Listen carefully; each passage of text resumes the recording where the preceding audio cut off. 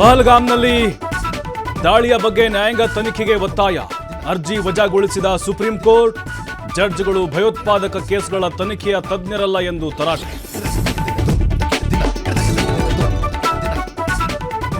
ದೇಶದಲ್ಲಿ ಇನ್ನೂ ಇರುವ ಪಾಕ್ ಪ್ರಜೆಗಳಿಗೆ ರಿಲೀಫ್. ಭಾರತ ತೊರೆಯಲು ಇನ್ನೂ 1 ದಿನ ಅವಕಾಶ.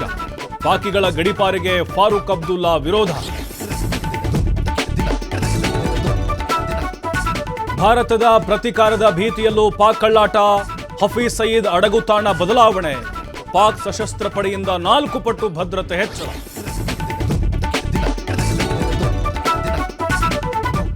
ಇಂಡೋ ಪಾಕ್ ಗಡಿಯಲ್ಲಿ ಯುದ್ಧ ಭೀತಿಯ ಎಫೆಕ್ಟ್. ಪಹಲ್ಗಾಮ್ ದಾಳಿಯ ನಂತರ ಡ್ರೈ ಫ್ರೂಟ್ಸ್ ಬೆಲೆ ಭಾರೀ ಏರಿಕೆ.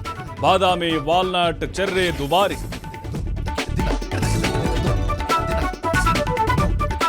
ಕೇಂದ್ರದ ಜಾತಿ ಜನಗಣತಿಗೆ ಕಾಂಗ್ರೆಸ್ ಸ್ವಾಗತ. ಸಮಯ ನಿಗದಿ ಮಾಡುವಂತೆ ಖರ್ಗೆ ಒತ್ತಾಯ. ನಮ್ಮ ಆಗ್ರಹಕ್ಕೆ ಮಣಿದಿದೆ ಎಂದ ಡಿಸಿಎಂ ಡಿಕೆಶಿ.